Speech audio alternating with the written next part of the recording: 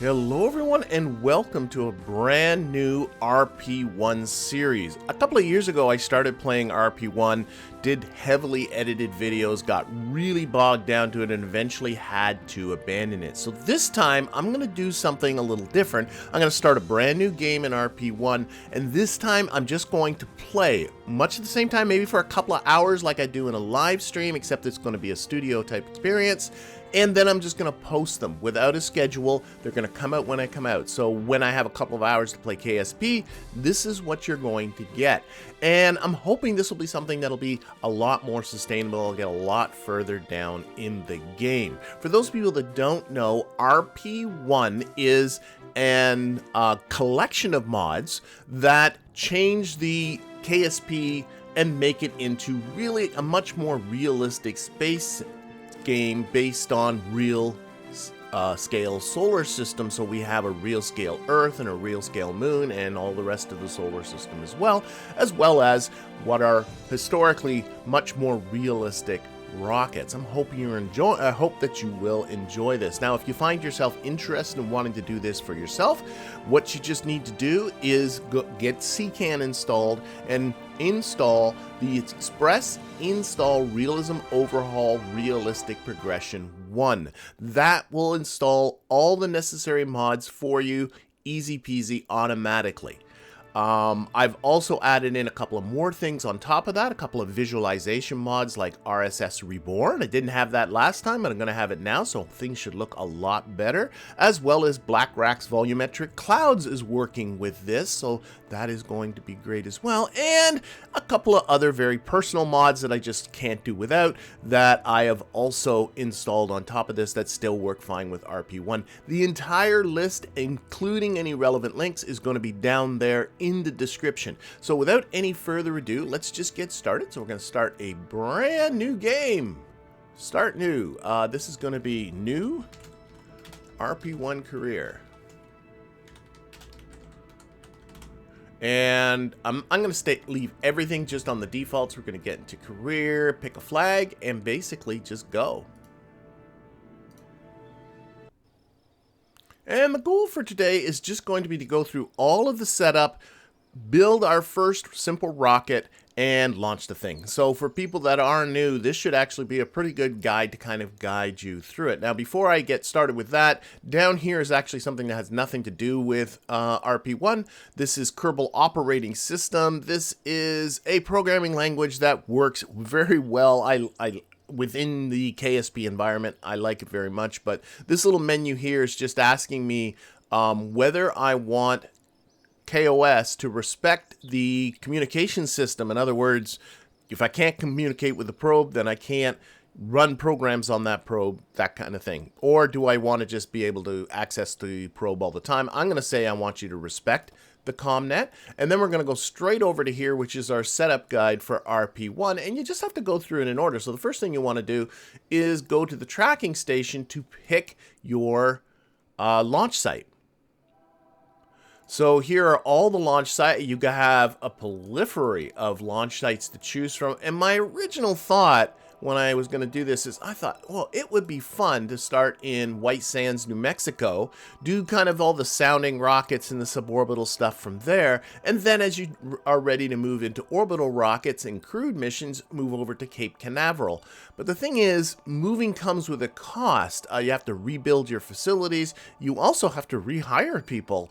So managing two space centers really just comes with a cost without really any benefit. So I think the best plan is just to stay with just one all the way through the game. And the logical choice is Cape Canaveral. So that is what I'm going to do. So I'm going to leave it on the default of Cape Canaveral. If you want a different one, all you got to do is select it. If it's green, then you're there. That's it. So I'm going to go to Cape Canaveral and we're just going to exit. So that's that part. Next thing is to go to the administrative building. And in the administrative building, which has been completely overhauled, you pick your programs. And programs are really the kind of key idea. You pick a program that's going to determine not only what contracts you're going to get, but also how the funding is going to work. So for instance, here we have 3 programs from which to choose. We can do X-plane research, we can do early rocket development, and we can do suborbital research. Now each of these takes 2 slots, and down here it says we have a maximum of 5.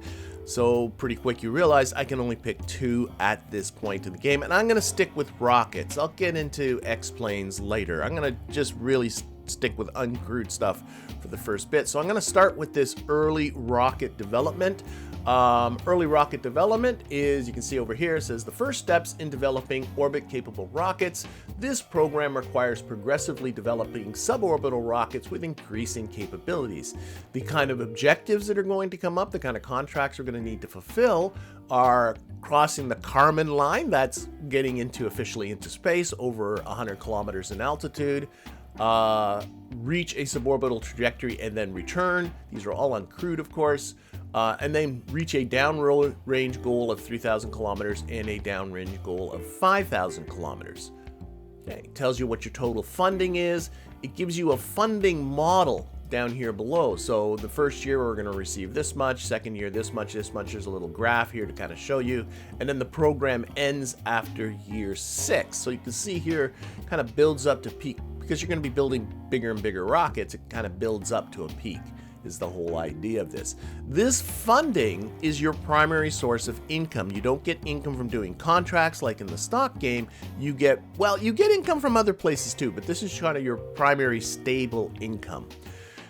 You can pick the rate at which you think you're going to be able to proceed through this. So the default here is fast. If you aren't that confident, you can take normal, and it takes, I believe it's the same amount of funding. Yes, it is. It's 252,000 Kerbal for the total funding. It just spreads it out over a longer period of time, or you can go breakneck if you really feel like you want to, and then it gives you a shorter period of time.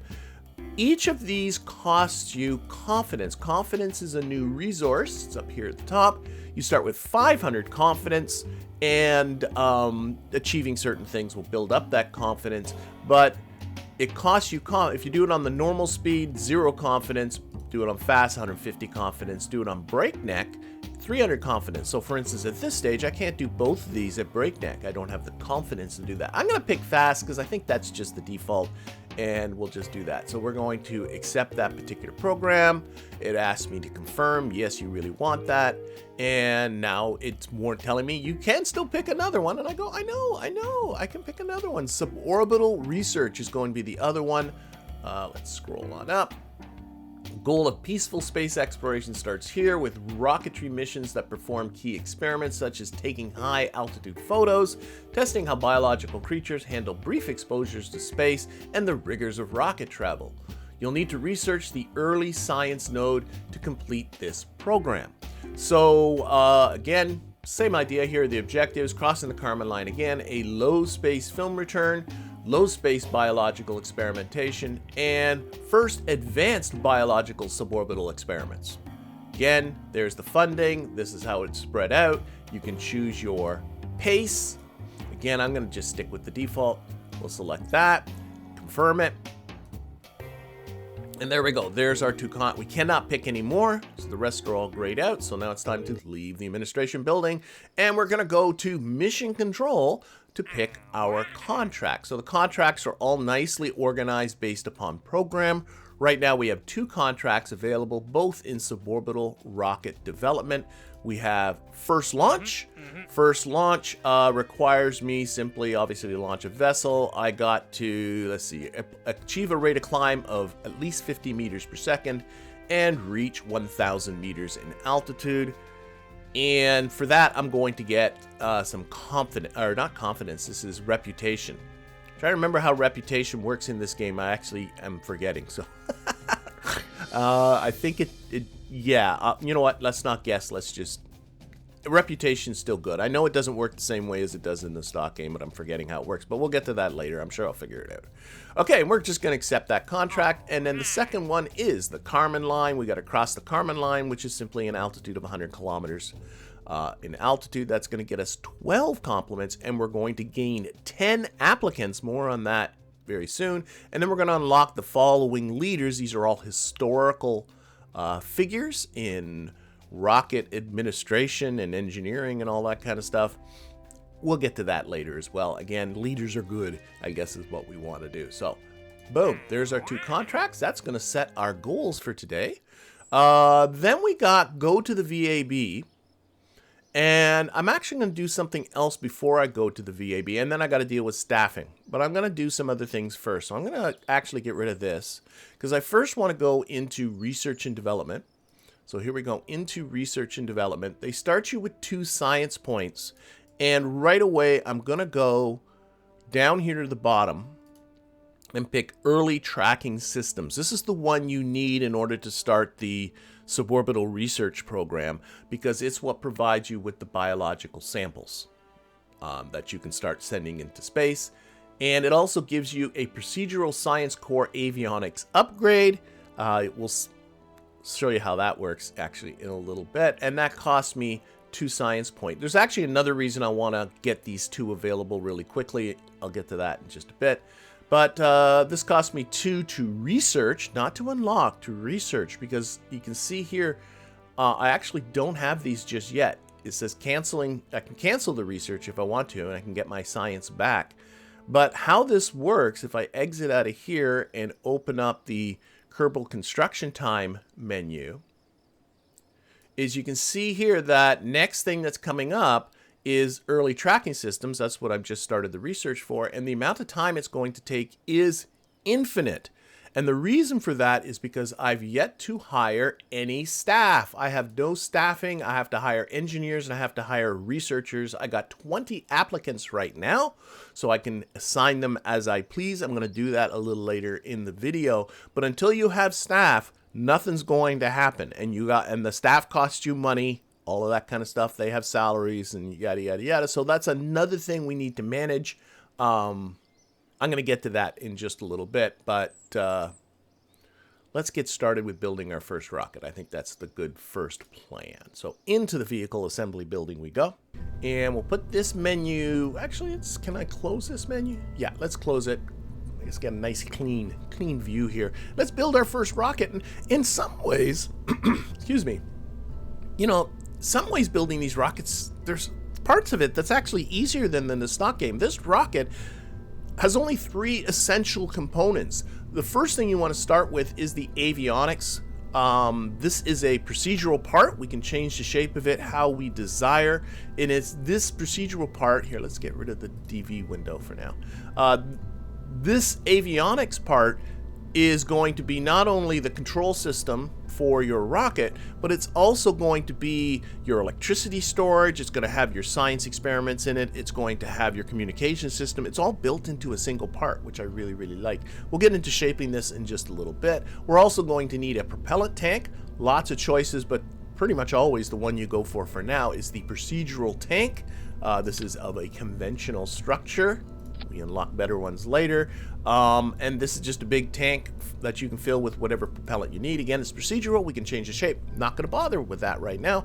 And then finally, we also need to pick an engine. And we have a number of options. These lower ones all have to do with planes. You can see there's prop planes and jet. Oh no, the A4 does. Okay. And then there's a simple booster here. Veronique. There are some choices here. I don't know why that's there. I'm not going to get into it too much. But what I'm looking at here, actually, last time when I did this, I went for the Aerobee. This is the very simple American sounding rocket motor. And this time I think I'm going to pick a different one. I'm going to go with the U-12, which is the Soviet equivalent of this. These are 1940s era's rocket motors. All of these are. So I'm going to go with the U-1250 just to do something a little different. It's heavier than the Aerobee. It is 15.6 kilograms, while the Aerobee is 8 kilograms. So, Excuse me. So about twice as heavy, but it does pack a little more of a punch in terms of throttle, and I believe it has better burn time. That is something to always pay attention to. Rated burn time 56 seconds, while the Aerobee rated burn time is 47 seconds. And again, just to do something different, we're going to slap this on the bottom, and basically now you got the beginning of a rocket. Well, not quite. This is still not going to fly just yet. There's a couple of things we have to do. One, we're going to go into our avionics package. I'm not going to change the shape, but down here, I'm going to change it actually. A near Earth core is for if you have guidance systems. This is going to be an unguided rocket, so we're not going to do that. We're going to do the science core, which is unguided. It's simpler, it's lighter. That's why you want to do that. And we have to press this switch to start to pick your version, right? Later we can unlock upgrades. We got one actually being researched pretty soon, and you can start unlocking those later. But what I'm going to do here is down at the bottom we put in the amount of electricity. I'm going to put in an arbitrary 100 kilojoules of electricity. You just have to have something in there, and then I'm going to say apply and preserve dimensions. I'm going to play with the shape later. So that has our avionics basically set up for what I want to do next. The next thing you need to do is put propellant into the fuel tank. All of these motors take different amounts of propellant. It sounds really complicated, but they've made it easy for you because over here somewhere, where is it? Oh, actually, there's one other thing I got to do first. Sorry. This motor over here under propellant says it needs a high pressure tanks. So I have to select this, and for the type of tanks I have two options. It has a steel fuselage and a high pressure steel fuselage. Further options get unlocked later, but I need high pressure. I need pressurized tanks to feed this motor, so I got to do that. And then there we go, now I got the button. I have a button here to fill for the U-1250. It sees what engine you have hooked on there, and it just conveniently gives you the button to push fill, and that puts in all the propellants. It fills up the tank up to the utilization that you set. It's set now to 75%. I can decrease that if I want, but why would I? And again, it's never going to be 100% because, you know, there's walls to the tank and plumbing and all that kind of stuff. It's factoring that in.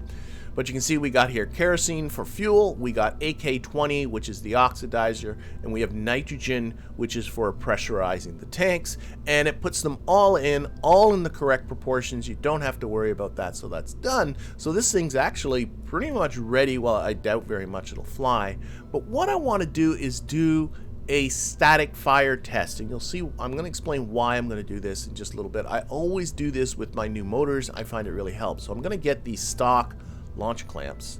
We're just going to put a couple on here, and what we're going to do is we're going to simulate. So I'm going to push the KCT button down here. We have a simulate option. Simulations don't cost you any money, so that's, you can do as many simulations as you like, and if you're going to play this game you're going to do a lot of simulations. You can enable or disable part failures. Parts, especially motors, do fail. Be ready for that. And you can turn that off, and then you can simulate it without worrying about part failures if you want to just see how the thing flies. But I'm actually interested in the part failure part of this motor, so I'm going to enable part failures. Also, you can set the amount of time from now. Notice it was dark outside, so what I'm going to do is I believe, I'm looking at the valid format. I'm going to go with, let's see how this works. 12 hours. Can I just go 12 hours from now? And then we should be seeing it in the daytime. Again, it doesn't cost me anything. It doesn't actually move the time. But this is the first time I've ever done this, so I'm going to see how this works. So we're going to push simulate. Oh, that didn't work. It's still nighttime. Okay. We'll have to just do this in the dark. I thought that would move. Oh, well, whatever. No, I'm still at the same. Oh, I did go forward in time, 12 hours.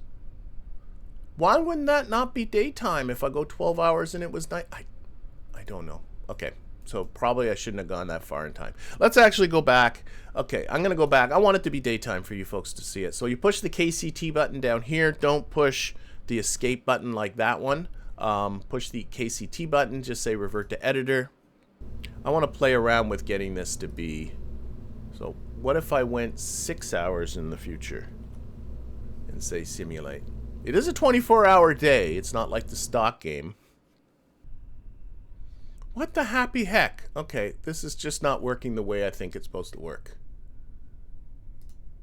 It is 6 hours, but I think just the day's not changing. I am so confused. I don't know. I think the lighting, I think it's, I don't know. I'm not going to bother explaining. So what we're going to do, or trying to understand what's going on, is we want to test this engine. And if I take a look over here, I can see here that it has a total runtime of 0 seconds out of 56 seconds. There's also this, that's the total runtime of the engine over its entire life, which for this engine is not meant to be used over and over again, but for later engines, that'll be important. And the current runtime, which is 0 out of 56 as well. Now, 56 seconds is not a hard limit. It's just an arbitrary number. I want to get a better, you can most of the time go past this number.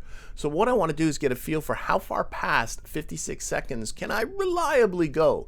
Below that, we have mean time between failures, 6.67 minutes. So it's going to fail on average every 6.7 minutes. So what I want to do is I want to run this engine. It's got an infinite amount of propellant thanks to the launch clamp, so I don't have to worry about that. And see how long before this mean time between failures really starts to plummet. So all I'm going to do is activate the engine. Oh no, I got to throttle up, and then I can activate the engine. There we go. We get some of those nice lighting effects at least this way. And we're just going to watch this build. So I'm hoping people do like the format of this. Like I said, I'm not going to do any particular schedule. Sometimes I'll do premieres because I do enjoy doing the premieres on YouTube. Sometimes I won't. It all depends on just how kind of things shake down. So just sort of keep your eye out for these things if you like them.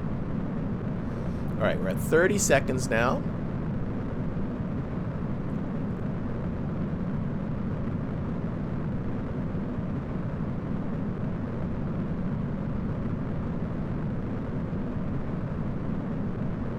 Oh, and sometimes I get people here. I'll actually, it's getting pretty close. But if you know what it is, notice that the flight data is stuck at 0. That's important. I'll get to that in a second. But right now, we've just crossed 56 seconds, and I'm looking at now this mean time between failures there. It's starting to go down, but it's not going down a lot. I'm really looking at when does it really start to go down. Okay, 70. It's starting to go down a little quicker. 75, and now it really feels like it's plummeting. Maybe 75 seconds, thinking, because now it's really, I'm going to let it run until it fails.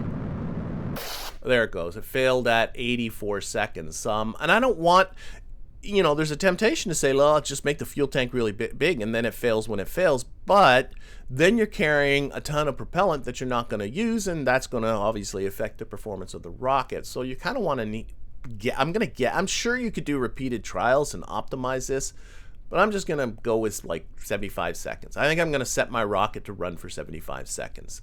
The flight data, I'll get to that, because I've had people, when I've done this in my previous series, comment me and just say, you're trying to cheat the game. As a particular engine incurs flight data, our engineers learn from that flight data and make improvements to the engine, which makes it more reliable.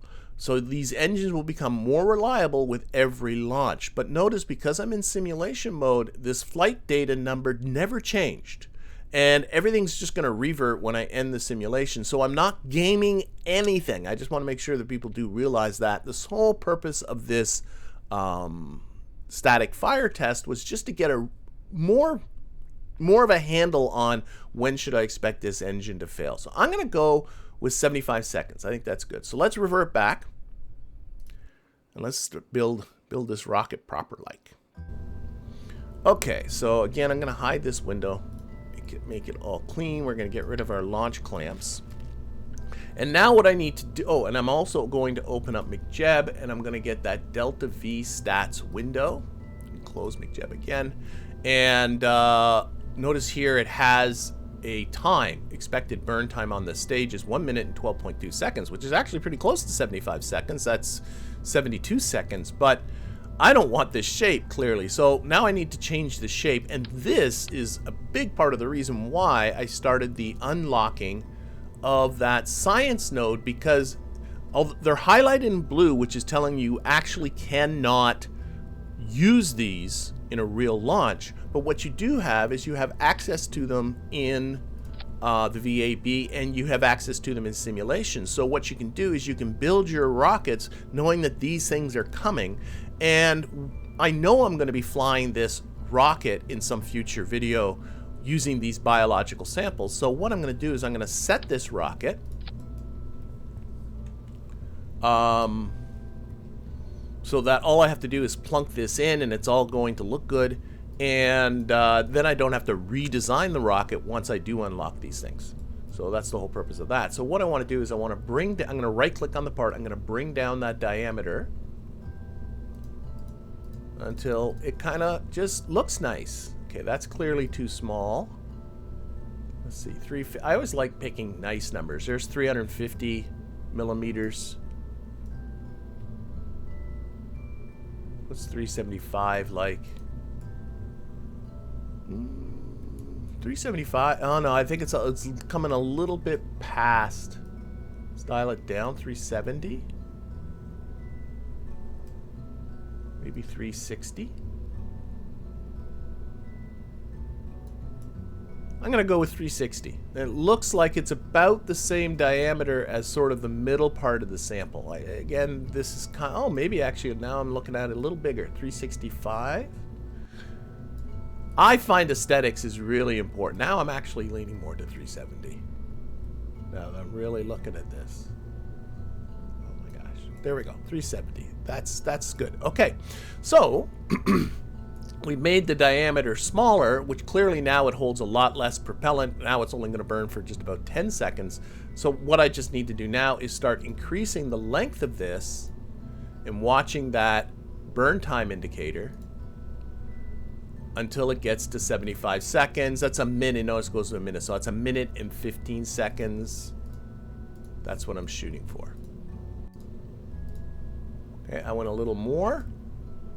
There's clearly no reason to be right on it, but I'm going to do that anyway. So there we go. There is our tank. It's pretty long and skinny, but that is what it is, okay? And so now we got our tank fashioned. So I'm happy with that. We're going to take out that biological sample. And now we can do our nose cone. Get rid of this. Try that again.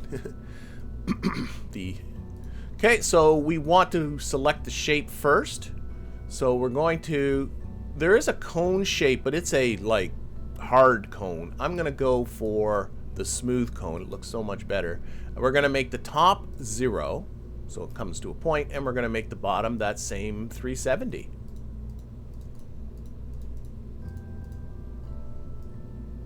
And there we go. Now we fashion the nose cone.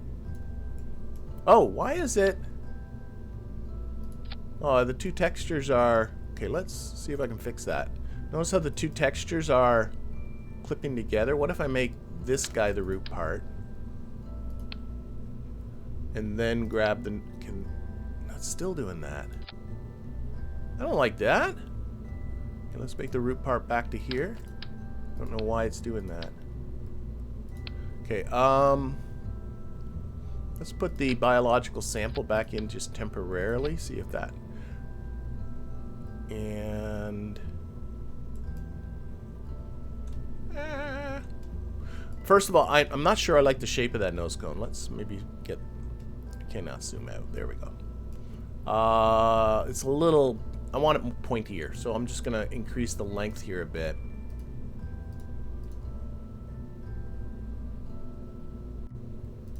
Of course, making it longer does make it heavier, but, you know, aesthetics are important. Okay, let's see if I take it out now. Oh my gosh, it's going to drive me crazy. That doesn't do it. That doesn't do it.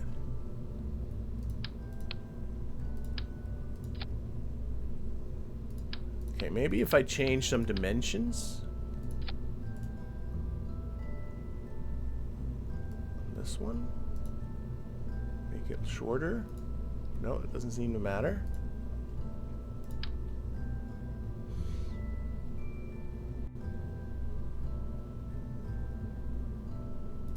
We'll get it. This doesn't happen all the time, so it must be some sort of... Or I could just live with it. As much as it bugs me. We'll give one more try. Seeing if affecting the root part. If I put it upside down? No, it does. There's something. Yeah, it's this tank. It's the tank that's the issue.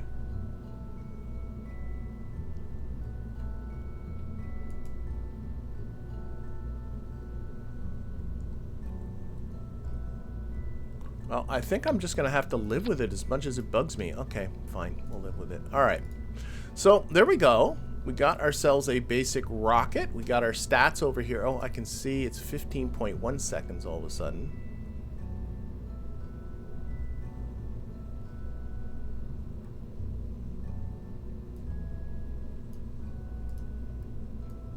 This is where my... There we go, 15. Okay. So we got ourselves a basic rocket. I guess it doesn't look so bad. We need to put on some tail fins. We do need that. So we're going to go to the aerodynamics, and there is a procedural. Don't get into all this stuff. A procedural wing. That's what we want. And I'm going to put on 3 of them. Make sure the snap is on. And then we're going to adjust the shape of this. Let's get rid of this. And you can see right here, it says press J while pointing at the procedural part to change the shape. So I press J. I'm not a fan of these pull tabs, especially when the thing's pretty small, so I'm going to get rid of the handles. And I like adjusting it here. You can do it like this. That's one way to adjust this. You can also left click, and that actually makes really big changes, or you can right click on the buttons on the side, and that makes smaller changes. That's probably what I do most of the time. And you can adjust all the properties here. So let's see here. I think I'm going to adjust the offset a little bit. I like it to be not like that, but I'm going to go like this. And I want to make the end, the tip here, really thin. So I'm going to bring down the thing of that tip. I've learned you don't ever make this a 0. Apparently, Ferram Aerospace goes a little ballistic with that. To be honest, that's not looking too terrible. Maybe a little shorter. I like to err on the side of smallness. And then if I find that the rocket doesn't control, like, is not very stable, then I'll make them bigger. And also, the mass strength multiplier here, you can make them lighter and weaker. I'm gonna just, let's put that down to 0.1. Again, if I find out they're not strong enough, it's easy for me to step them up. But I think that's looking okay. Move them down a little bit. So we got ourselves a rocket here that we're ready to actually do a for real super duper test. So I'm gonna put a launch. I could use the stock launch clamps, but I really like all of these ones that come here with the mod. And for these little rockets, I like these milk stools. I just gotta find, see, some of them are just really big. Not even that one feels big, but that might be the small. Oh no, there's the smallest one. There we go. So I'm gonna put it on the milk stool here. We're gonna drag this down. And we're going to do another simulation and see how this goes. So hit the simulate button. Boom. And this time we are not going, we're going to not enable the part failures because I just want this thing to fly. So yeah, let's just hit simulate. I'm going to take out this 6 hours that just doesn't seem to be doing anything. Well, it does something, but I don't think it changes. Doesn't change the sky, which is what I was shooting for.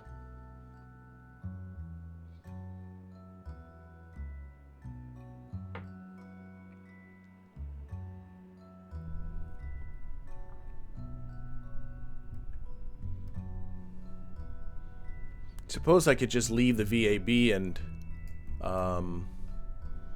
warp to sunrise. Let's do that. Sorry. Oh, that's the wrong way to do it. You gotta do it this way. Revert to editor. Let's warp to sunrise. I don't want you guys just watching this in the dark. So I'm going to save this. This is going to be, I'm just going to call it by the motor. This is the U-1250. Yeah.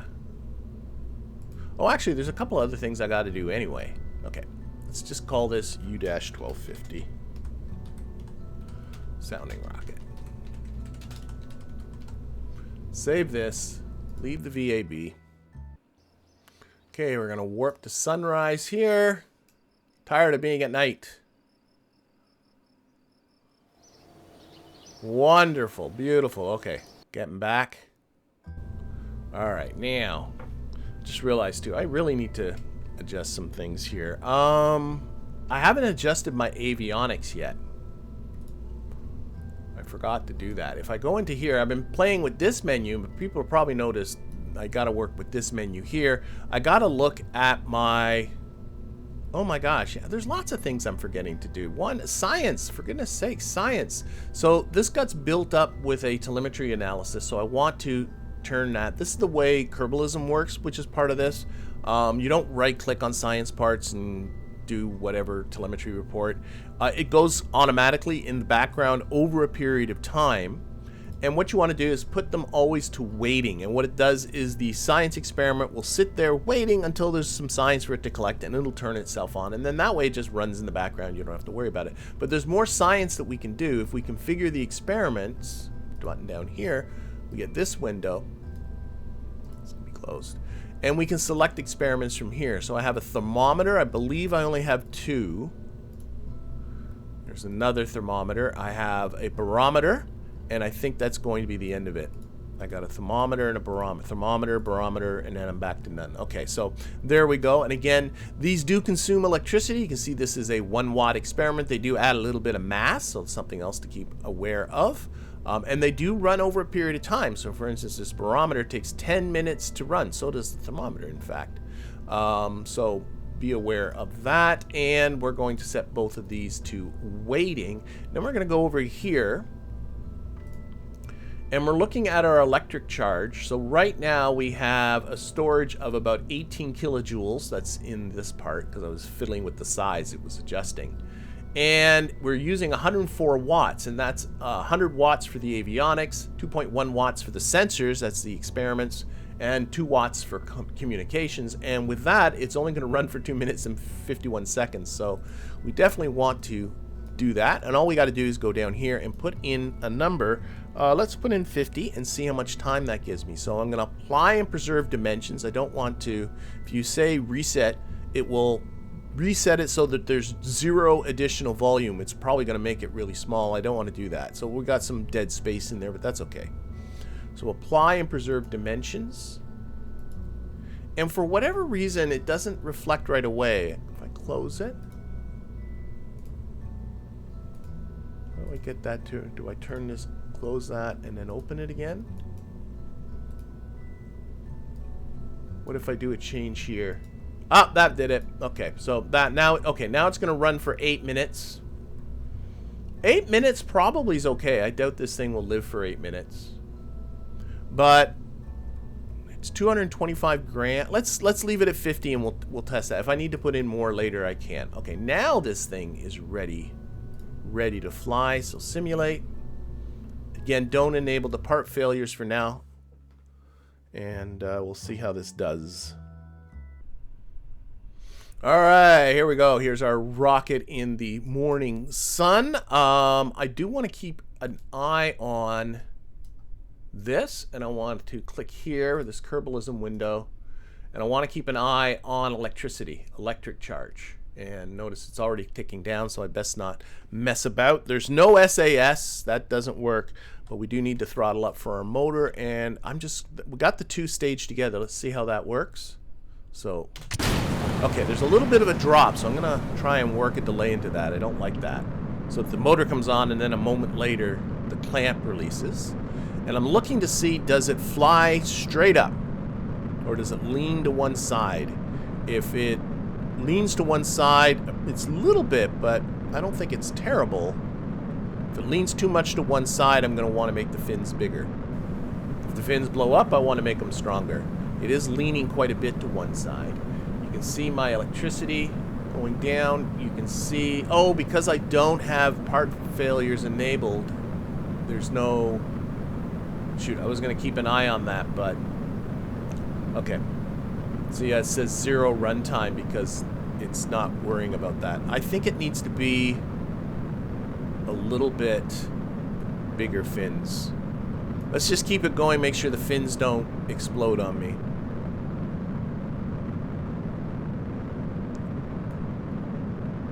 Beautiful day here in Florida. Just a smattering of clouds.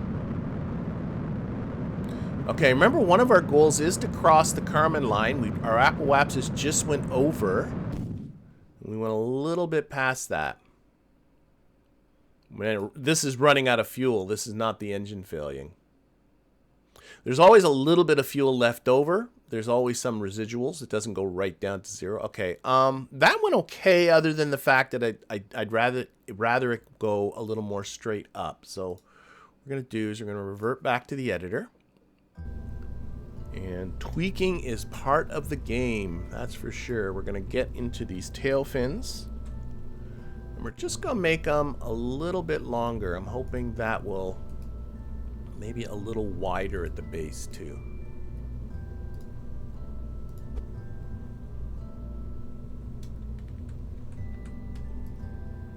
Up a little bit. There we go.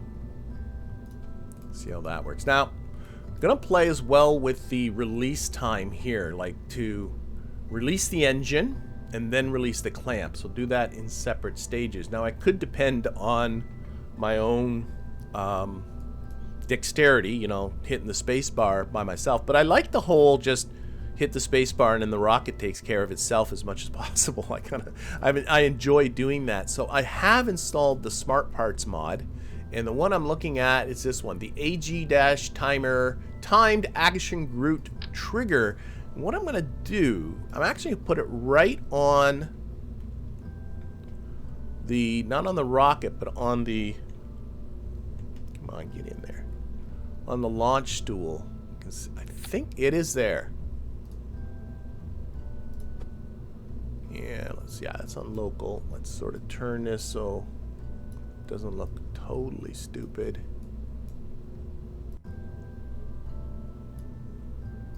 And we'll bring it out a little bit. Local. That and like that. That looks okay. Just like that. Okay. And what this does is it puts another item in the staging diagram here. And if I right click on this, what happens is when you stage this using the space bar, it starts a timer. And then when that timer runs out, you can perform another action. And this could be anything you want. Like I can set it to gear, you know, board, or various action groups. I'm going to keep it on staging. I'm going to set this to, I think, 1/10 of a second. We'll go up in tiny increments. And then I'm going to put it down here. So how this is going to work now is when I hit the space bar, the engine turns on and this timer starts, waits 1/10 of a second, and then it's going to stage again, and that will release the rocket. So there'll be 1/10 of a second between when the engine turns on and the rocket gets released. And then if I find that doesn't work appropriately, I can do something different. Do another simulation. It's not like KSP where you just, like, you know, build something and fire, right? We got to actually pay attention to what we're doing. Okay, so again, this is all set. This is all set. At no point watching the engine. That was a mistake before. So what I'm looking for here is the launch, whether it releases nice and clean, and whether it flies up straighter than it did before, because I did make the fins a little bigger. So we will hit spacebar. That's pretty good. I like that. I didn't notice any kind of drop down.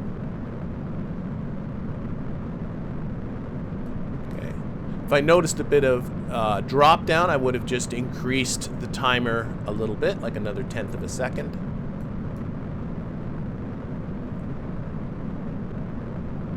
And again, we're watching our electric charge here.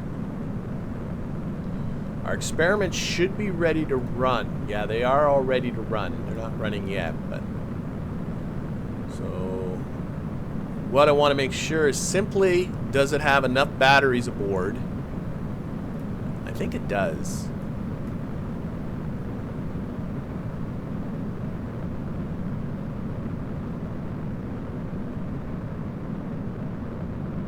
Again, it's falling a little bit to the side, but maybe I should just live with that. I don't want to add too much weight.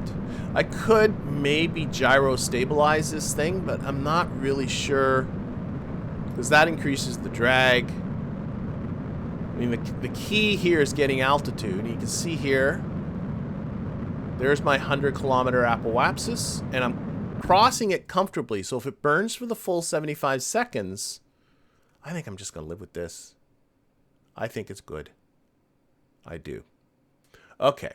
We're closing in. We're closing in. We're back to editor. Because I got another component in which I have built to this, and this is KOS. I love KOS. I love automating stuff. I find it just a fun thing to do.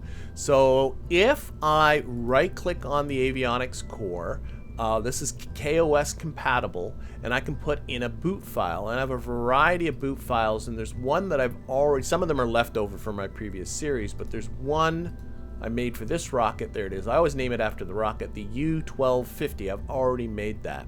So what I'm going to do is I'm going to show you that boot file, well, right now. And if you find this stuff really boring, I'm sorry. I just got to find the right button. This one. There we go. Okay, so here we have our boot file here. This is the U-12 boot file. You only have, if I'm not mistaken, let me just check this really quickly. There is a size limit, yeah, of 400 bytes. You can increase that, but that adds cost and mass. So I'd like to keep it under 400 if I can, especially with small rockets like this one. And a byte is basically a character, so that means you're limited to about 400 characters just with this boot file. And what this boot file does, just to really to explain it really quick, and for those people that are interested in KOS, I will put this onto my GitHub. The link will be down there in the description. You can take it and play with it and do what you want. If you want to go to my Discord and ask more specific questions about it, by all means do. But I'm just going to go through this really quickly. So what it does, first thing is it checks the status of the rocket. You know, are you crashed? Are you in orbit? Are you whatever? And if it's pre-launch, we haven't launched yet, then I want you to do the following commands. If I render this rocket like if it were in orbit, it's not going to do anything with the boot file. So this is all about the launch. This first line here gets the KOS terminal window, just opens it for me. Then I want to switch to 0.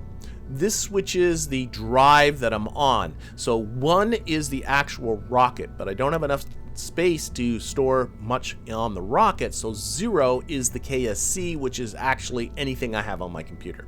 Okay, so it's switching off the rocket to the KSC for the drive. I want to change the directory to New Start, so I'm going to put all these programs in a directory called New Start. And I want you to just simply print the message, volume switch to archive, and a blank space, and then print the message, run basic sounding. I could actually type run basic sounding and it'll run it automatically, but I actually like to do that manually. So I'm just putting in the instruction to run the basic sounding. If I go to basic sounding, it's showing errors, but it's really dumb. If I just simply retype this, suddenly the errors go away. Oh, that's should be an O. Oh, I got cap lock on. Not that it matters, but it bugs me. There we go. Now it's things. So I like to put all my commands that I'm going to use over and over again into functions that I write. So for instance, here there's a command to clear the screen on the terminal window. Then I'm going to run the simple countdown function. I'm going to run wait until apoapsis function, and then I'm going to run the range abort function. Okay, what are those functions? Well, these functions are imported with this line here. So this line imports the functions. They're called launchfunctions.ks. It brings it in so that they're available to this program. And then my launch functions are over here. So let's scroll and find them. So first I got simple countdown. There's this one. Simple countdown is really simple. Print 5. Play a tone. That's what this part is. Wait a second. Print 4. I think you get it from now. It also at one point is going to put my throttle to full, which I like to do. That way if I forget, program remembers for me, which is nice. And then when it gets down to 0, prints launch and stage, and then wait 2 seconds. I always like to end these with waits because sometimes it does funny things if it just plows right ahead into the next function. Wait 2 seconds, and then you're going to run the next function. And the next function was wait till APO. There it is. Wait to APO. Wait until your vertical speed is less than 0. That's this line here. You know, once your speed is negative, we've reached our apogee and we're coming back down. And then it prints the message, apogee reach, and then it waits 0. That's to wait what the game calls one physics tick. So don't go charging into the next one. You can say wait 0, but it actually does wait until the next available. It avoids problems if you put those in. And then finally there's this range abort, which says wait until my altitude is less than 30 kilometers. It's always in meters, so 30,000 meters, and that my vertical speed is also less than 0. So if both those conditions are true, then I want you to say we're going to be aborting the rocket. We have a countdown, 3, 2, 1, and then we're going to turn the abort on, and that's going to blow up the rocket. Because I don't want the rocket crashing into the ground. At 30 kilometers, it should be done everything. It's transmitted all the science it can. This should be over by that point. So let's get rid of this window. And let's set up the abort. I haven't done that yet either. Abort's really easy. Action groups.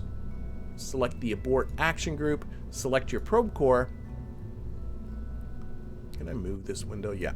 And there are all the things I can do with the probe core that I could do if I right-clicked on it in-game, but I'm going to make it go automatically. And down here is range safety.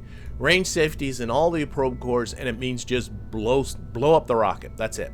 So when we get to that abort situation, the abort trigger is going to be activated. It's going to do range safety.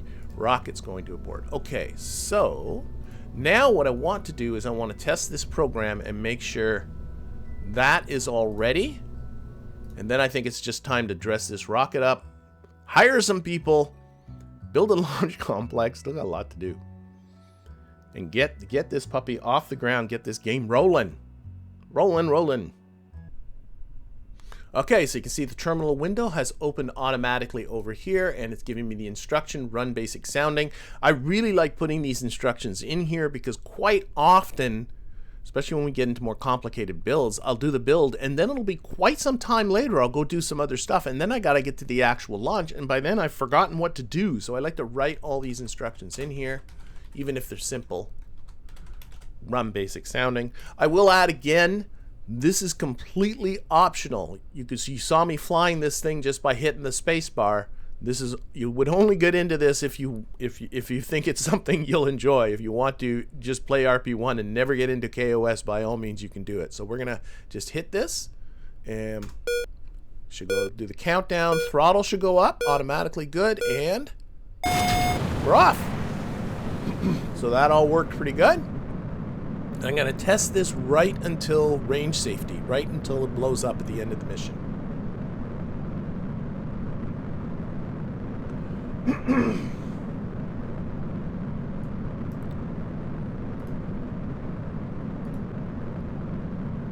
And we're going to put a little bit of physics warp into this one.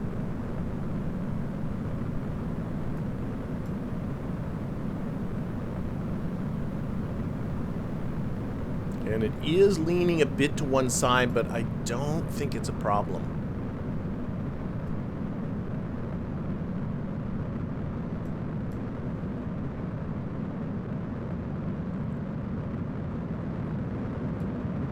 Looking at fins. Okay, we are out of, and we got an apogee of 120 kilometers. That is great.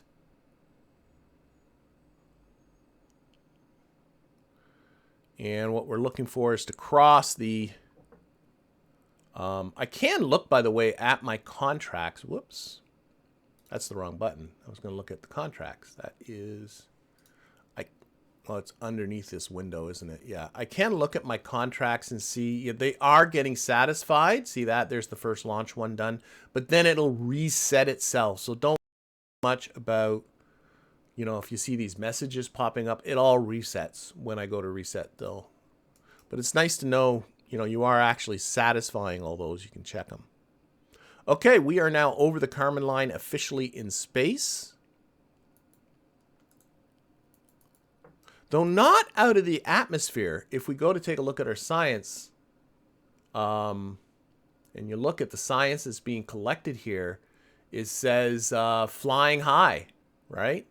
The atmosphere isn't really considered a vacuum until you are, and I did air quotes when I said vacuum, which of course you can't see, but that's at 140. That's what's considered near space. Okay, we are now going into torpedo mode.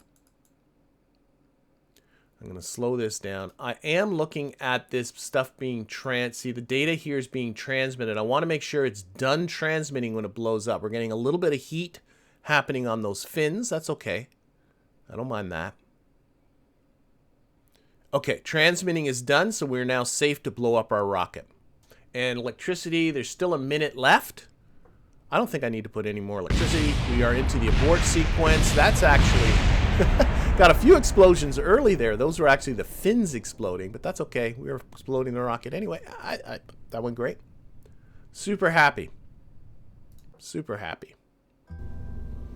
Okay, so finally we are ready to kind of dress this up a little bit. I kind of like this whole bears, you know, maybe SpaceX is having an effect on me, but I'm really liking the bare steel.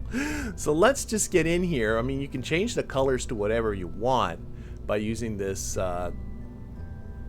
overlay, but I think I'm going to stick with the bare steel. I can change the sides instead of being milk, but foil. I'm going to keep it simple. I think I'm going to try and go simple. Just keep it steely. Steely, but simple. That's what this is going to be. Steely, but simple. Like, what about, yeah, you know what? Maybe this one.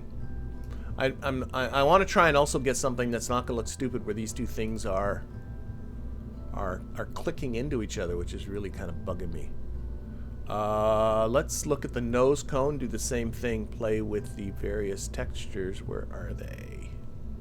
There they are, way down here. Get something that doesn't look... See, that kind of blends in okay. Not sure I'm a fan. Oh, that ain't bad.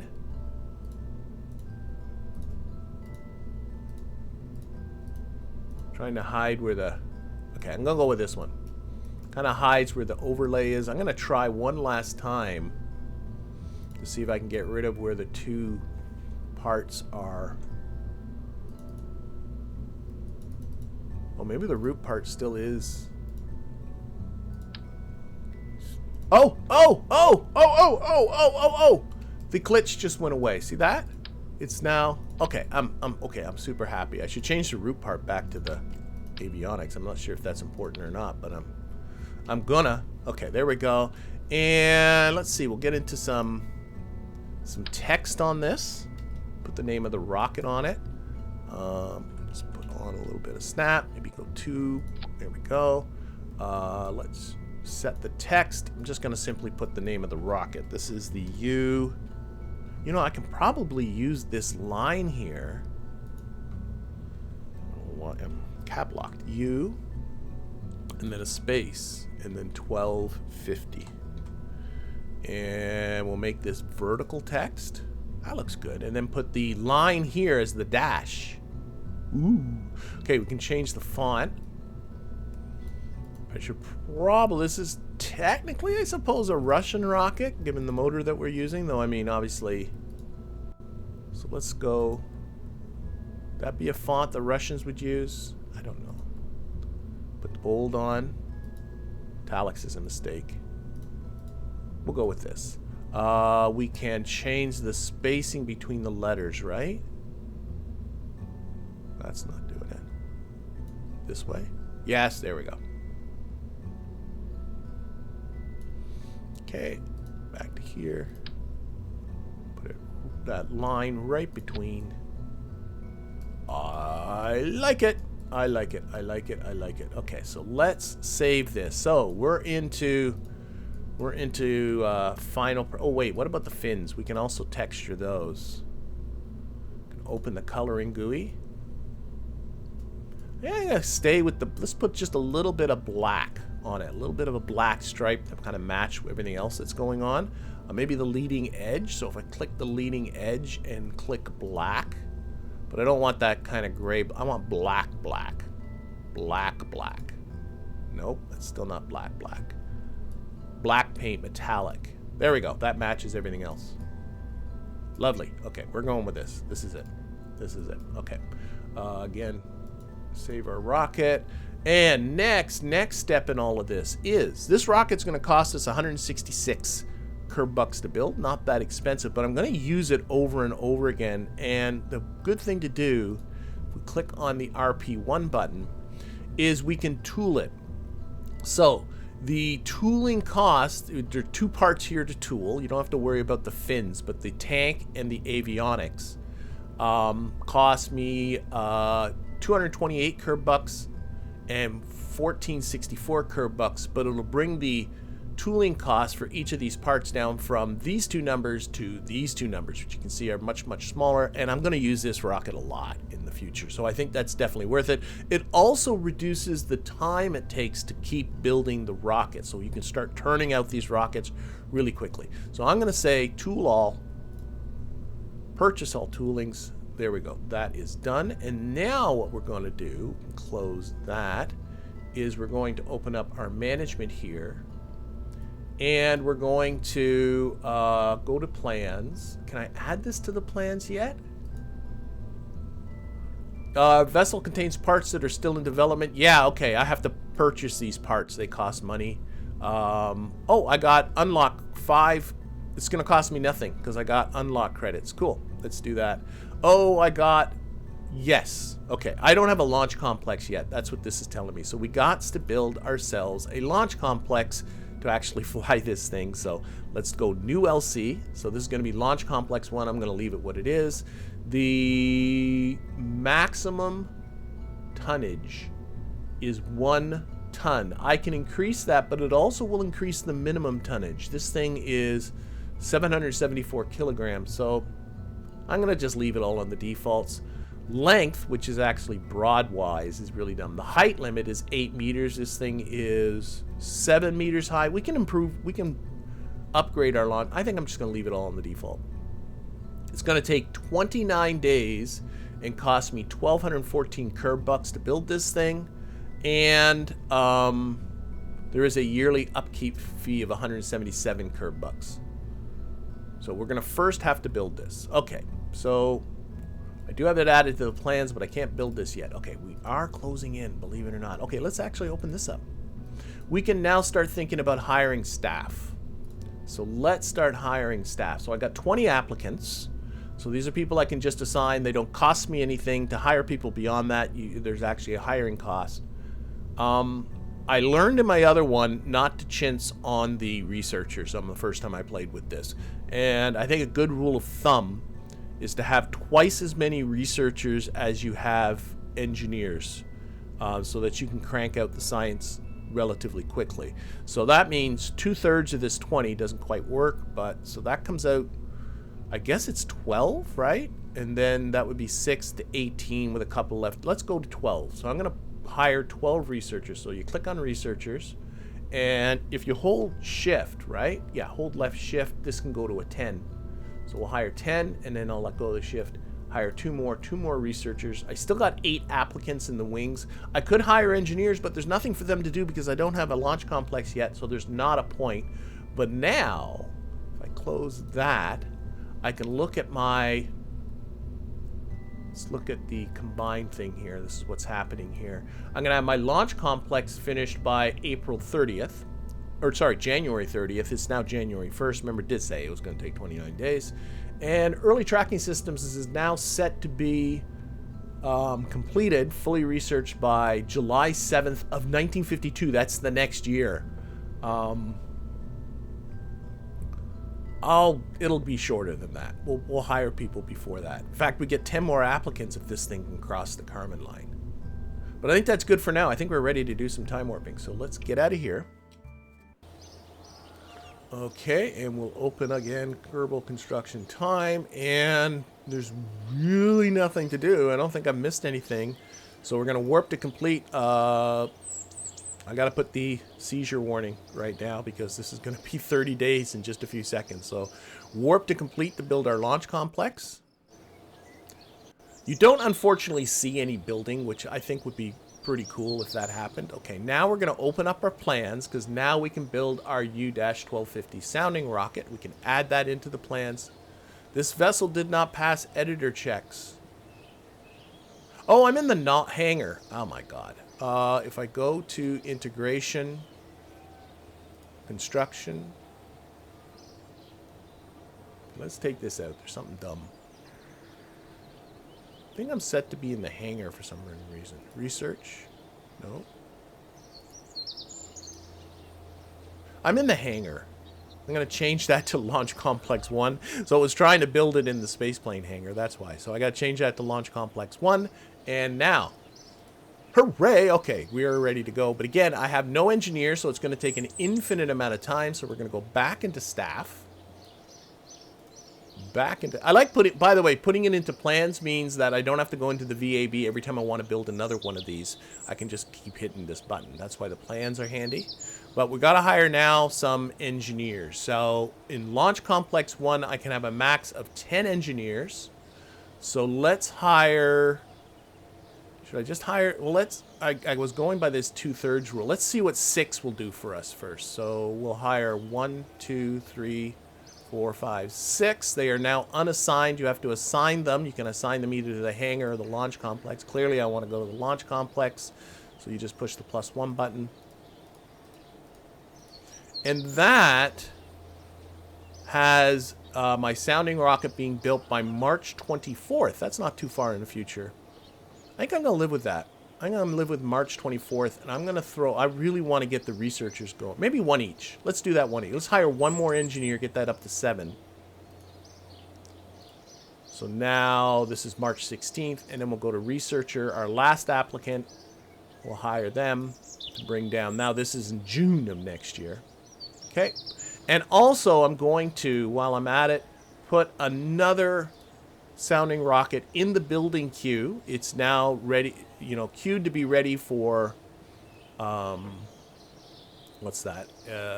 I can say words. For June 1st. There we go. And it's nice to get this ready ahead of time because I know I'm going to be launching another one. And then that way, if this one fails, engineers are already working on that one. Okay. So, right now, let's get to our sounding rocket. So, let's get to March the 16th. It is now March the 16th. It is 7:25 Universal Time. A beautiful, bright, sunny day. We got to roll this out to the launch pad out of storage. That's going to take another 4 days. Of course it is. Okay, so let's time warp to that. And now, in the meantime, my engineers are beginning to work on the next rocket. So that's good. There we go. Oh, they aren't. They're busy rolling it out. Okay, and now, unfortunately, we are at night. I don't want to do that, so we are going to warp to sunrise. And now we are ready for launch. So let's go. Okay, and again, now though, this is for, if this fails, this fails. That's going to be kind of what we got. Where are we at here? It is now March the 21st. Lovely day at Cape Canaveral, and I think I'm just ready to go. So let's run basic sounding.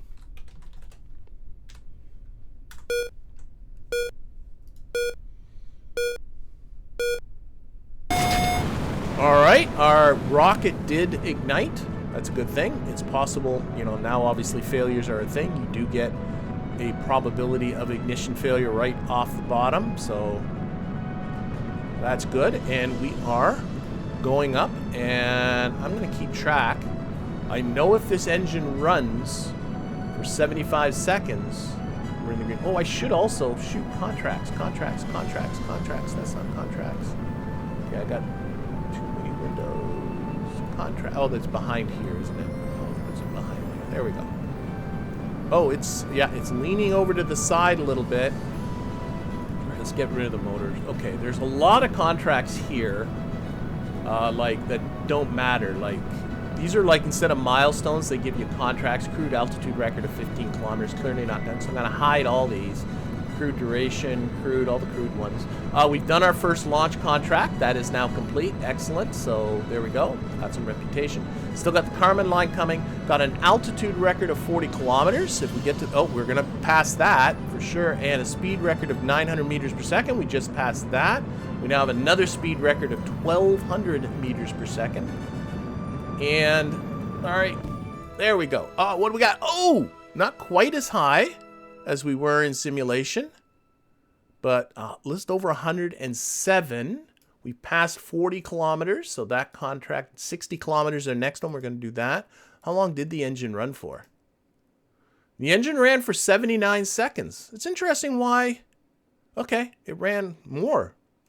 There's variation. Okay, 60 kilometers by the board, 1,200 meter speed record by the board. 60 kilometers by the board. Next record is 100 kilometers, which we're going to get. Okay, this is success.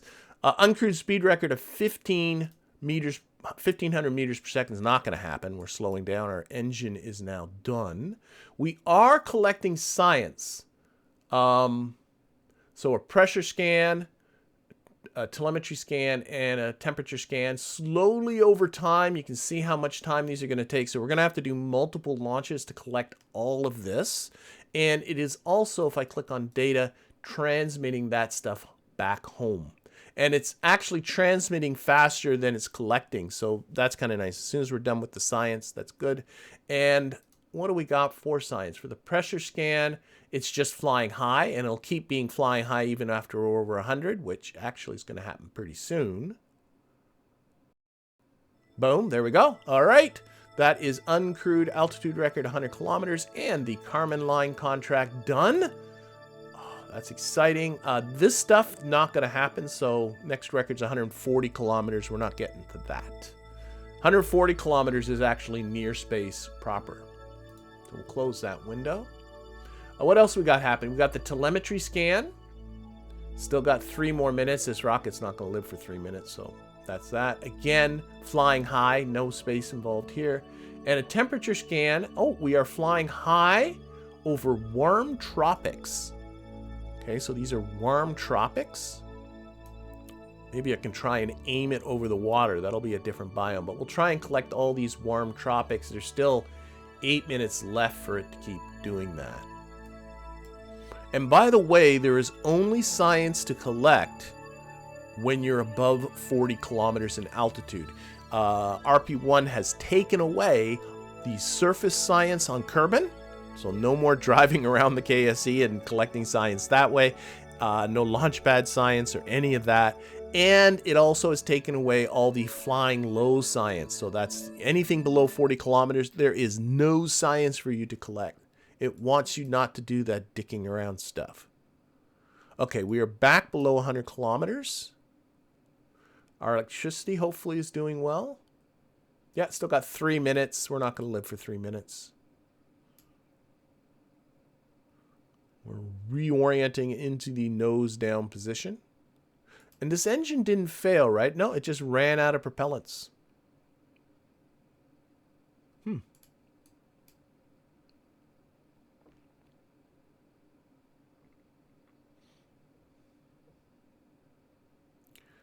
Okay. And like I said, so far we have, it says here, we have transmitted 3.1 credits, 3.2, back to the KSC. So that will mean some more science nodes we can start researching on. Well, clearly we need more researchers. And we are zeroing down into some people's suburbs here. But it's not to worry. It will blow up long before that. Long before that, we will blow up. Okay, we're now below 40, so there's no more science being collected. See that? It's back to waiting again. We got 3.7 science, and we're about to blow up. There we go. All right. That was 100% successful. Very excited about that. Let's get back to the Space Center. And let's reap the rewards. Reap the rewards of that. Okay. Oh, we got the Space Gazette. March 21st, 1951. Rocket reaches space.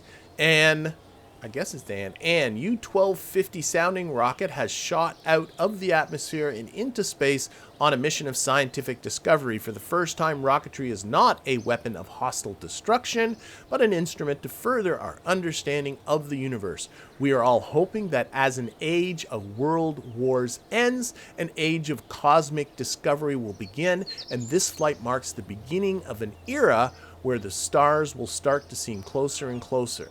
Historical information. The first real-life rocket to do this was the V2 number 3 on the 10th of May, 1946. Launched from White Sands as part of the Hermes program, it carried a Geiger counter to measure cosmic radiation. The Hermes program combined scientific and military objectives, but it still marked the first suborbital space flight to carry scientific instruments. Exciting as heck. There we go. So, there we go. Always this bugs me, but I'm going to just recover those. That's the launch stool, obviously. We have a whole pile of notifications here. Congratulations, your space program's off to a great start. Now it is time for some rocket science as you need to continue to go higher, faster, and further. Uncrewed speed record, 900 meters per second, 1200 meters per second. Altitude record, 40 kilometers, 60 kilometers, and 100 kilometers. Karman Line, congratulations, you've reached space. 12 reputation, 10 applicants. We'll get to those applicants in just a little bit. And we got some leaders. We'll get to that in just a little bit. So the following leaders have been unlocked. Excellent. Okay. So we do have another sounding rocket being built. They've gotten started. It's due for April the 29th. See how it's faster, right? Like the first one took about a month and a half to build. This one's taking just over a month. That's because of the tooling, I believe. Let's get into mission control. We need to get a couple more contracts. So under RP1, we have a lot of contracts that are now being offered. We have reach a suborbital trajectory and return. So I got to put some parachutes on this thing. By the way, what's really nice that I really like about RP1 over the stock game, you can accept a contract, and then if you decide you don't like it, you can cancel the contract. The contract does not go away. There is 0 penalties for this, which is great. Downrange 3,000 kilometers, not a chance. Not a chance. And then we have some more downrange ones. We got to build some bigger rockets before we get into that. But this one's a possibility to launch and recover one of these things. Then we got here first low space film return. The film camera is pretty big, and you've got to return it. So sorry, how high do I got to get? Reach a suborbital trajectory. I guess I got to get myself over 100 kilometers for that. And then we got the low space film return. We got to get above an altitude of 100 kilometers, get downrange at least 200 kilometers, maintain sufficient avionics, so we got to control our craft for 50 seconds of the flight. We have the low space film biological experiment, but we haven't unlocked that yet. We have an altitude sounding rocket. Okay, this might be... You get these ones that are optional. You don't have to do them. See, there it says optional. But they're a good way to kind of generate confidence, generate reputation. Launch a sounding rocket with 75 units of sounding payload and get to 80 kilometers. Not sure if our current rocket is capable of that, we can definitely test that. And then we got altitude sounding difficult. Very same thing, except now I got to reach 130 kilometers. I definitely can't do that with my current rocket with 75 units of sounding payload. So the difference is the altitude. Okay.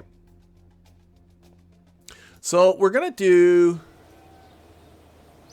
Wow. Let's see. I got more science to unlock. Okay, I do want to get a V2 starting to build, because we do have the A4 engine, which is part of the V2 rocket. So I might conclude this video with just getting started with the V2 build and at least get a feel for what its capabilities are like. So this is going to be brand new. We're going to go brand new. We're going to, again, start avionics core. Same thing as before. This one is, however, going to be a near-Earth core because we have to be able to control the V2. I don't know what I'll put for controllable mass just yet. I don't know how big this thing's going to get. Let's start with, this is in tons. Let's just put in 10 tons. This is very arbitrary for now. Again, an arbitrary amount of electricity applying to preserve dimensions. We're going to do the same thing with the testing you know what I'm saying, testing the engine. So we're going to put on a procedural tank, and we're going to put on, and for the V2 we have the A4 engine. This is for, it does tell you about it here, like this is for the V2 missile.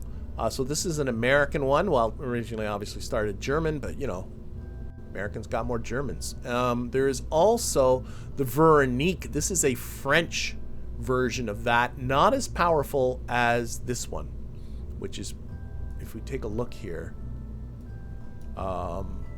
tons of thrust here. Look at that, like at sea level, 239 kilonewtons of thrust, runtime of 70 seconds. The Veronique, much shorter, much lower thrust, but it is much lighter. But I've used this for a second stage, or a sustainer engine, worked fairly well. We have, a booster of some kind.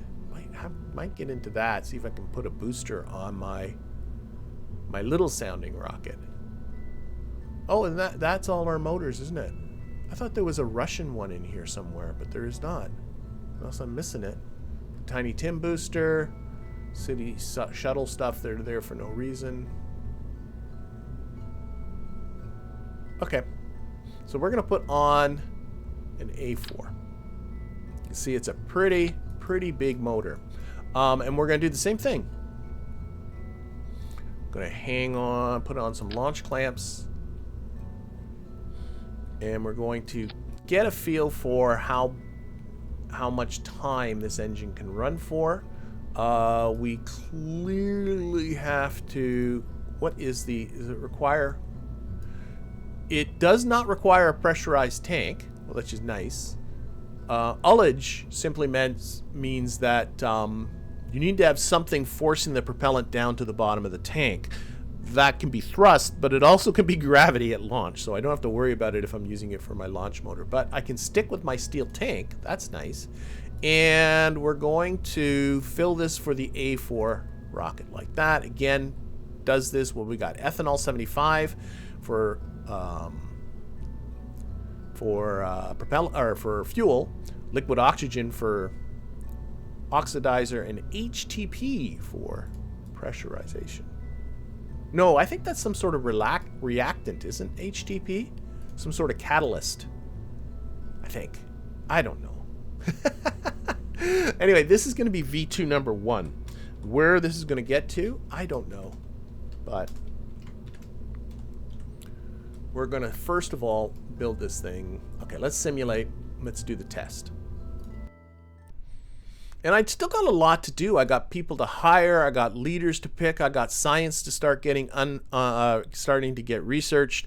But I just want to sort of test different things and get a feel for what direction I want to go before I start going anywhere. Okay, so anyway, same thing. Oh, did I not? I don't think I enabled failures, did I? Let's just start this right away. We'll find out very soon. Activate the engine. There we go. Oh, no, I haven't enabled failures. Okay, my mistake. Oh my god, that's a glorious sounding motor, but I did not. Revert back to editor. We got to do this simulation with failures enabled if I want to. Okay, so simulate, enable failures, simulate. Okay, so again, throttle up. We're going to right click on that. Activate our engine. Listen to the spool up time too. It takes a while to get going. But there we go. We got 70 seconds for the rated burn time. And what we're interested in is, mean time between failures. Oh my god.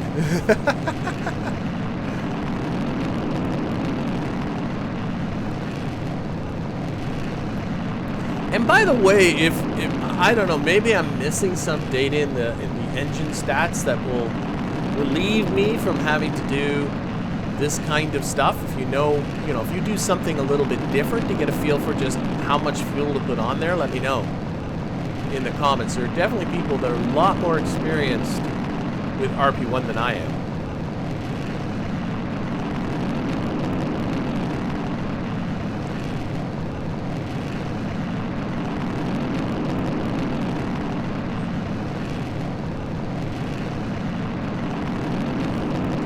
At here 65 seconds.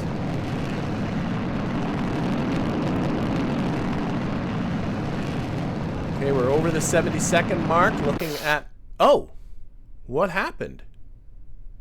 Engine just flat out failed. Engine failed at 74 seconds before this mean time even got very far. Okay.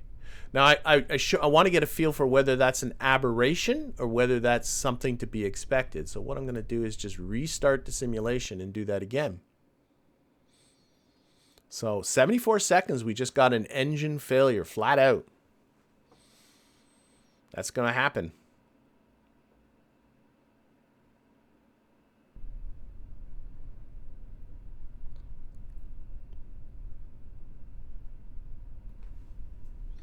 Okay, throttle up. Activate engine.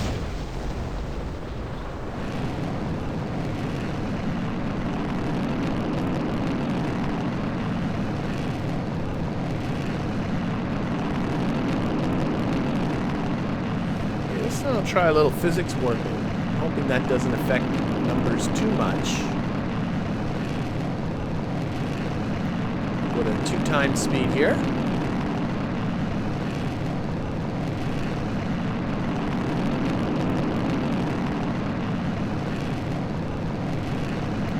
Fun to see what kind of chaos this would, if I actually let this go. This thing would just be chaos, obviously. Alright, I'm going to slow it down because we're getting to 70 seconds here. Okay, I think it passed what I did before. Now this rated burn time's starting to go down. We're at 80 seconds. Hasn't gone down a lot yet. 85 seconds. Now it's really starting to plummet. Maybe 90 seconds? 90 seconds. I'm going to go with 90 seconds worth of fuel, I think. Oh, 95. Let's go with 95. We'll let this keep running. Right now I'm thinking 95 seconds. Really starting to plummet. We'll let this run until it fails. Oh, it should be failing any time now. I'm going to go with 95 seconds. Oh, there was a loss of thrust there just before it failed outright. Went 118 seconds. I'm going to go with 95. I think 95 sounds to me like a good number. Let's revert to the editor. So, just like before, I do have a payload that I'm thinking about for this one. If I go to science here, this is the early film camera. I know it looks just like the stock Science Junior, and it is a 2.5 meter part. So what I'm going to do is actually make this a 2.5 meter rocket. So we're going to go right away to changing the diameter to 2.5 meters.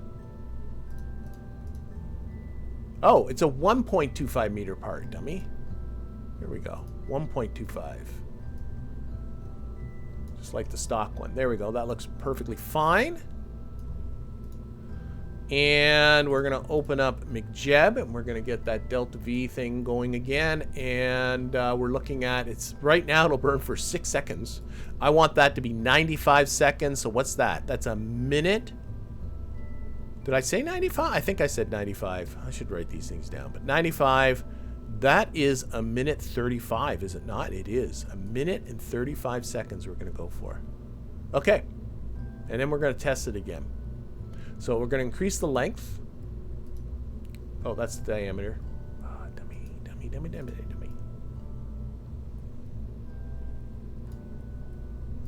Okay, and we're going to go to a minute 35 seconds. This is going to be big boy. Okay, I just took it over. A little bit longer. So a minute 35 seconds. Now, the thing to notice is this thing, like, what are we at now? We're at 15 tons already. This can't be launched from my first launch complex. I got to build another one, but we can test it to our heart's content here first. Okay, we can do the same thing with the nose cone. We want to have a smooth cone. The top to be 0. The bottom to be 125. It is. So I'm just going to increase the length to get it to kind of look okay. There is a ton of electricity in this size, so I can see here. The controllable mass is only, see that, point something tons. So I need to bring the controllable mass up to what this rocket is, with 15. Oh my god. And it's going to get heavier still. What happens if I put in 15 tons here? Will it fit? Yeah. Let's bring again electricity. Let's put in 100 kilojoules just for that. So there, that is something now that should work. And actually, I have access to this part. This isn't one that's being researched. So if I wanted to do the film research mission, I can. My thrust to weight is 1.97. Oh, I guess that's sea level thrust to weight, 1.66. So that's all fine. So I think it's something, I think this is something that's definitely a workable rocket. 3,623 meters per second at Delta V. But we're definitely going to dress this up a little bit. Now is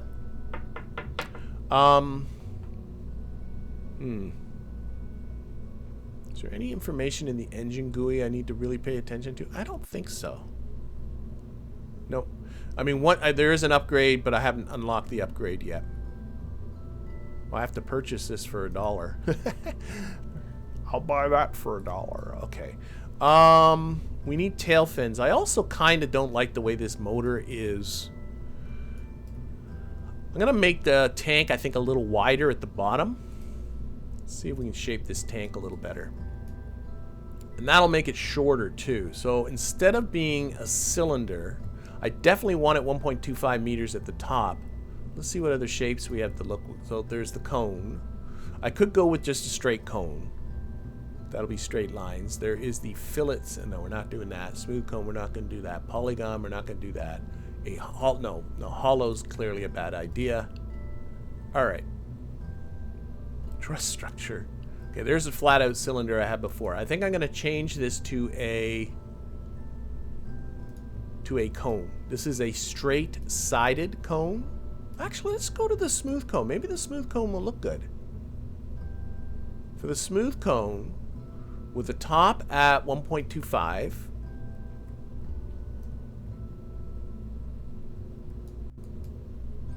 And we'll just arbitrarily just make it longer for now. And then the bottom, I just want it to sort of expand past the engine. And then I'm going to build a little bit of a cowling to go around it. I'm not sure. Now, there's different shapes for the smooth cone. There's round 1, round 2. Is there a difference? Oh, there's a difference.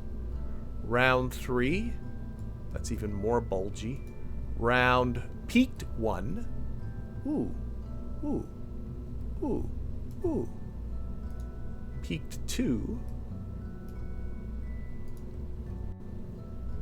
Sharp 1. Okay, you know what? I think I'm getting somewhere with this. Sharp 2. I might do 2 tanks. And then have it narrow at the bottom. I believe that's what the real one did. Wasted. Wasted. Not wasted as in what you did last Saturday, but just wasted. I'm not going to get into... Okay, wasted. This is good. I like this. I like this. I like this a lot. So what we're going to do... And maybe just put a cylinder on the bottom. Well, maybe not. Maybe just keep it wasted. Let's see what this does for me. So I still got to increase the burn time to 1:35.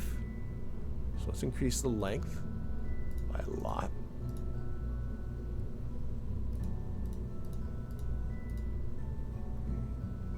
Bring it down a bit.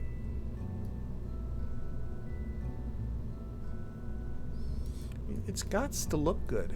I think this is okay. I like it.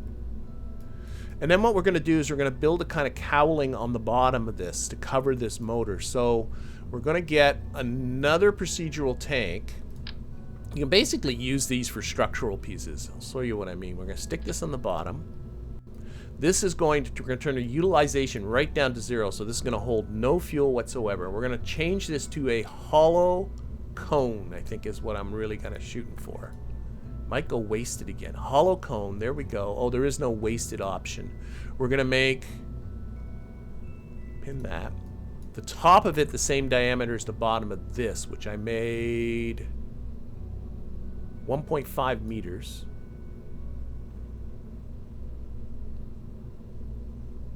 Where is it? Top. Oh, I want to make the inner outer. Okay. So the outer... This is the bottom, this is the top. I got it. So 1.5 meters here.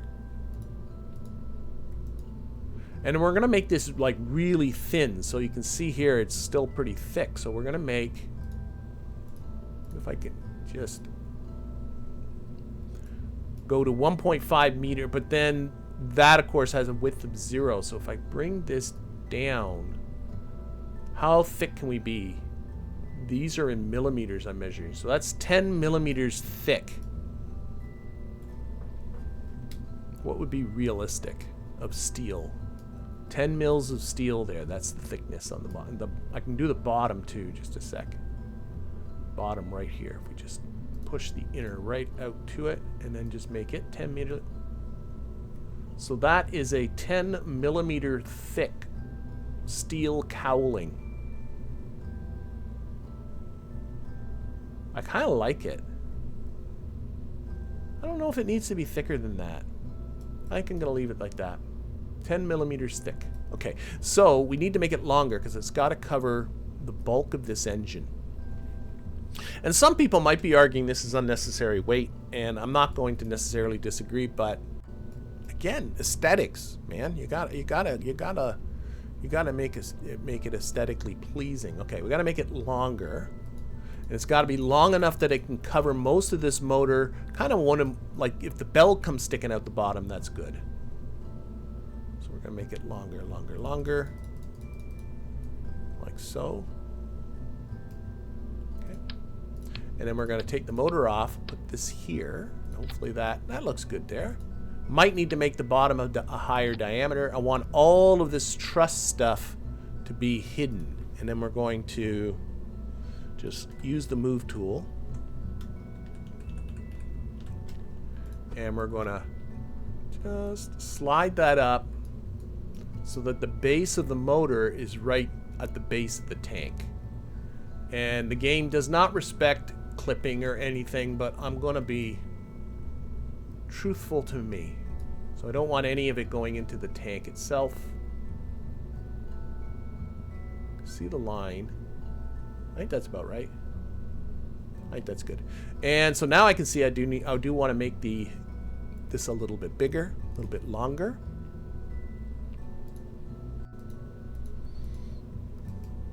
Slide that back up again.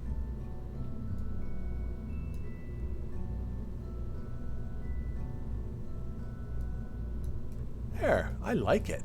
I like it. I think it looks good. All of the truss structure part of it is being hidden, and the shape of the whole rocket, kind of nice, I think. I think it's pretty good. Now this motor, I think, is gimbaled, if I'm not mistaken. Let's go take a look at some of these motor stats for the A4 motor. Because if it's gimbaled, I don't need to have controllable aerodynamic surfaces. Remember, this is going to be a controllable flyable rocket.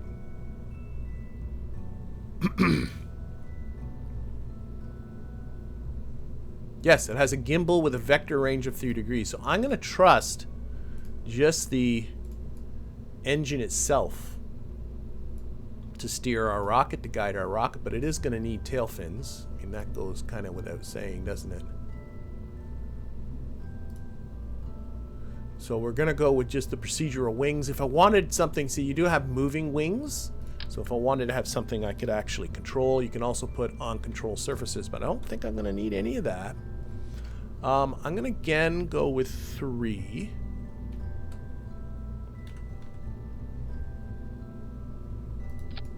And I think these guys are going to need to be pretty big.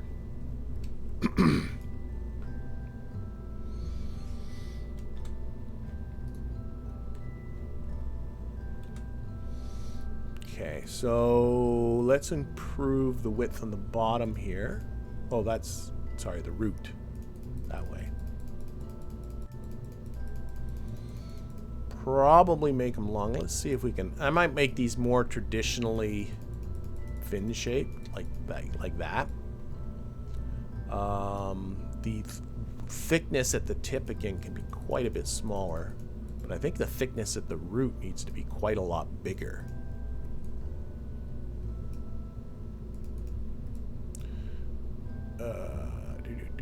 Here, like so. And I think it needs to be longer, like really, doesn't it? I'm just guessing at scale. Maybe not. Again, it's better to err on the side of smallness. We'll bring again down this. Oh, the stringer mass, the lowest I can make it is 0.3. On these. Oh wait, I'm doing the wrong thing. Sorry. There it is. Mass strength multiplier on the fins. Let's bring it again down to 0.1. They blow up, they blow up.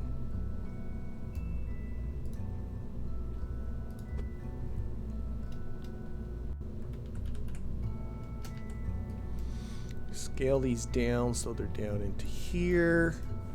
Tuck them in a little bit.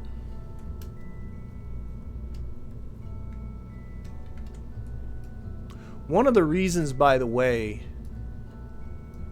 some people might be wondering, why aren't I doing this live? Because I do other games, I do other KSP games live and other games live. And the reason is, if you've watched any of my live streams, you know I feel I'm in a rush like all the time. And that leads to mistakes. You know, I just feel like I don't want to have dead time when I have people actually live watching me. I'm very cognizant of that. I like it. I like it. I like it. I like it. I like it. I like it. We'll put on a milk stool just to get started, but I might change the whole system for that. So I'm very cognizant of that when I'm playing live, and I just RP1, like, I know if I did this live, it'd be a disaster. I'd be rushing through this right now. I'd be going and just, you know, all kinds of stupidness would be happening. And there's just way too many variables to watch in RP1 for me to go and do this live. But I'm hoping that this is a nice compromise. Let's just get one of the milk stools. This, but one that's a little scaled good for this. That looks good. I like it. I like it. I like it. Okay, so I'm gonna grab that. I'm gonna bring that down. Obviously, the motor's gonna have to come on before the clamp, and there is a significant amount of spool time on this. All right, so what we're gonna do is we're gonna just test the flight capabilities of this, I think we'll do some different testing. We'll see how it goes. Okay. I haven't built a launch complex for it or anything, so this is going to still require some work. This is just the beginning of it, but I think it's okay for now. So we're going to open that. We're going to simulate. Wait, whoa, what? Did it say check EC amounts? I thought I saw a message about why is controllable. What? Why did that controllable mass changed? Okay, this should be 15 tons. EC I set to 100. Apply and preserve dimensions. Okay. Oh, I also should configure experiments and all that kind of stuff. Let's get into that. Telemetry is on. We also have... I could put a thermometer and barometer. Let's not worry about barometer, thermometer, and all that kind of stuff for now. Actually, I might as well do it, right? Configure experiments. It just takes me a moment. Thermometer. Barometer. There we go. We will turn those on. There's also this experiment too, the early film camera. We'll turn that on. So now when I take a look over here, we have 100 kilojoules of storage, 338 watts, most of which is going to the avionics. This thing's going to be only has electricity for 5 minutes. 5 minutes of flight time. That's probably might be about right. You know, we'll see. Oh wait, I do want to. If I'm going to put the film camera on, I got to recover it. You know what? Let's not worry about that. This is just a test. I'm going too far. I do have parachutes, so V2 number 1 simulate. There we go. We're not going to enable part failures. We're just going to go. We're just going to go. We're going to end the video with seeing how this goes. It may be great. It may be absolutely disastrous. I have no idea. Now here's where, because this is guided, I can get into McJeb. I can do all kinds of things, but I'm going to actually try and fly this just manually for now. So here is our stumpy little rocket. We do have SAS capabilities. We'll throttle this up. We're going to fire up this engine, and it's going to take a few seconds for it to go. Again, I'm going to probably use a smart part when it comes to doing this for real, and I'm just going to, for now, just try and go straight up.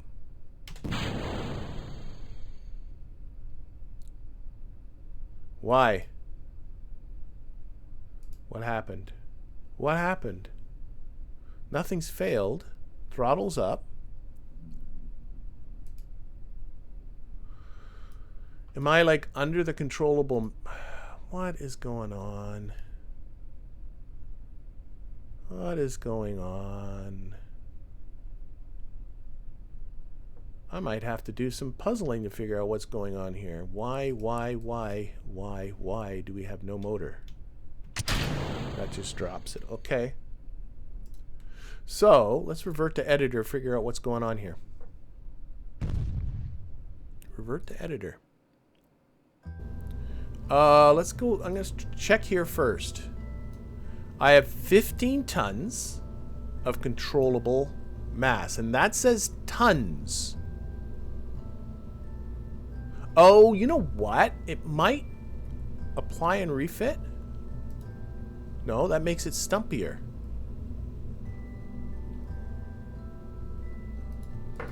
Control Z that. Okay. That does say tons of controllable mass, not kilograms. It's a T.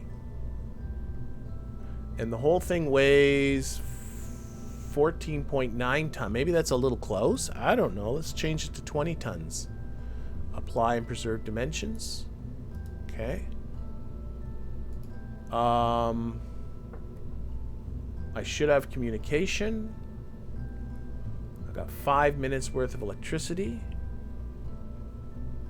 I know this is, but this is just because I can't launch this from this launch complex, which of course I know.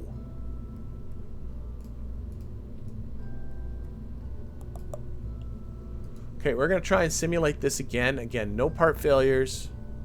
Just simulate. Okay, I'm going to watch this engine this time, see if something... I notice here this is pink. But I don't know what that means. Pink probably isn't good. Engine group ID is not set. Okay, throttle. The pink is probably not a good thing. Going down, it says engine group ID is not set. I don't know what that means. Part?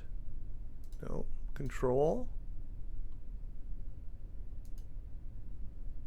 Does it have the wrong kind of fuel in it? Do I have no fuel in it? Oh, no. Maybe the engine is not. Oh, I know. I think I know. I think I got it. I think I got it. I think I got it. I think I got it. I think I got it. Revert to editor. I think I got it. I think it's because the engine's actually connected to the cowling and not connected to the tank. I think that's it. So I think what I need to do, put that back, take the motor off, take that off. I don't think there's any fuel going to the engine because the engine was attached to the cowling, which has no fuel in it. So I'm going to put the engine on the tank. I'm going to put the cowling on the bottom. Then I'm just going to use the move tool and move that cowling up.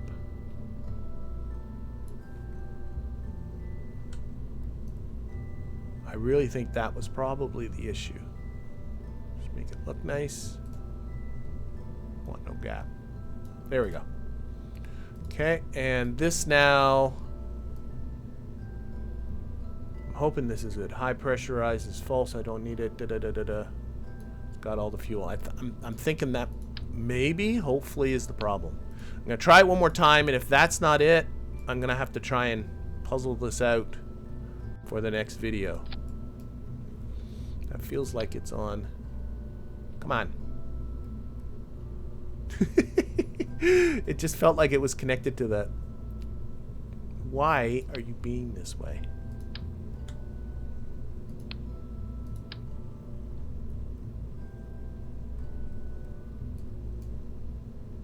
Oh, I know why. Because now there's no node on the bottom of the motor. Okay, so this might not work. Okay, let's just put on the stock launch clamps and we'll... Oh my gosh. What is going on? That clicks there. Stock launch clamps. Okay.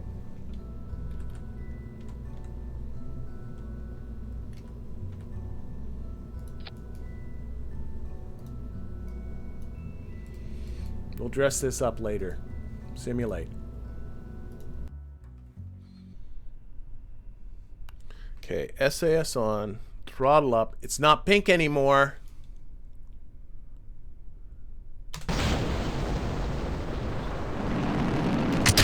Okay. Okay, we solved it. I think it was because the engine was hooked, it didn't see the connection between the engine and the tank. Okay, we're just going to see how high this goes. And whether it's controllable, but I'm not going to try and steer just yet.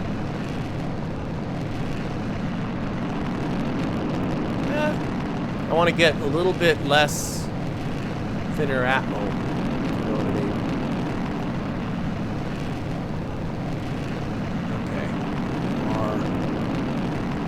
Okay. Let's try just a little bit of a knocking, just a classic KSP thing. Oh, it's very easy to. I'm controlling it. It's also very stable. If I knock it, oh dear, oh dear, oh dear, oh dear, oh dear, oh dear, oh dear. I was playing around with how stable it was, and I think I topped out on the structural integrity of the tail fins, and they blew up. So we got to make better tail fins. But that was encouraging. We figured out the fuel issue, so that's good. But I'm thinking this is probably a good place to end this video. So I hope that you enjoyed it. Let me know what you think of the new format. Again, I'll put in another couple of hours into this game. We'll see where we get. Hopefully we'll get this V2. We got lots of other stuff to do. But in the meantime, thank you for watching, and we'll see you next time.